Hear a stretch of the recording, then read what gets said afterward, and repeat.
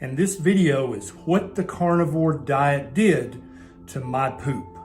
I've been a carnivore now for about 18 months, and my journey, I came from eating a standard American diet, then transitioning as I got morbidly obese to the American Diabetes Diet, the American Heart Association's DASH diet. I kept getting fatter and becoming more pre-diabetic, so I started transitioning to a primal, ancestral, paleo, then to a ketogenic diet, and now for the last 18 months, a carnivore diet.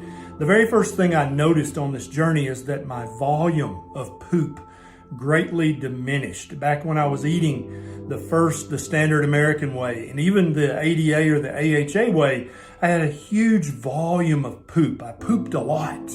And I've noticed as I transitioned to lower and lower carb and now to a carnivore diet, the volume of my poop has diminished greatly. It's like meat is so nutrient dense that I absorb it all. And so I don't really have a lot of waste left over to become poop. That's what poop is things your body can't digest or doesn't need, you poop them out. It's waste, right?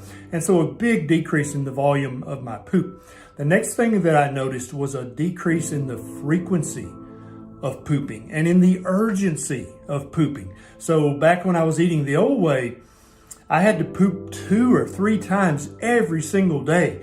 And often the urgency, the need to poop, I would have to walk out of a business meeting or sometimes rarely even walk out of a patient's exam room in the middle of a patient encounter to go poop.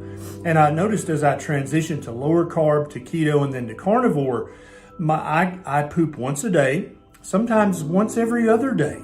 And the urgency is completely gone. I still have the sensation of, oh, I'm going to have to poop soon. But there's no urgency. Sometime within the next 30 minutes, when I've reached a stopping point, I can conveniently go and poop. And that's much better than pooping 3 times a day and having cramping and belly pain and having to stop whatever you're doing right then to go and poop. Trust me, that's a huge non-scale victory, is being in charge of my poop and my poop not being in charge of me. So there you have it.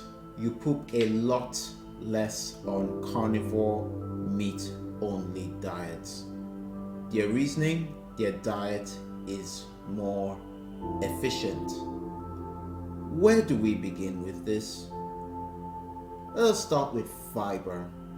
Fiber binds onto excess old and sludgy bile so that they don't get reabsorbed into the bloodstream. Excess sludgy and old bile is the body's hub for eliminating toxic substances such as lead, cadmium, mercury, glyphosate, PFAS, pharmaceutical drugs, etc. A major site for eliminating toxic substances are in the feces.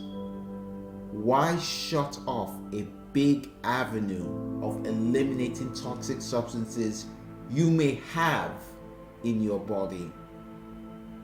Why overburden the liver with bile filled with toxic substances that the liver worked hard to detoxify and make inert? That old and sludgy and excess bile contains broken down red blood cells, excess cholesterol, excess hormones such as estrogen, mucus, and unwanted cells. Why add more strain to your colon and small intestine for not eliminating toxic substances that have elapsed their usefulness in the body? Why do you excessively slow down your metabolism with this diet and thus the ability to produce bile to lubricate the intestinal tract? Why excessively slow down your metabolism with this diet and thus the ability to have regular bowel movements? Just why? Let us know in the comment section below if you think a lack of bowel movements means an efficient digestive process, or if you think they're just normalizing constipation. For those who don't know, this is Josh from Vitality Maximize. You can find me here on YouTube and on Odyssey. And I just like to thank you for your time, and signing off.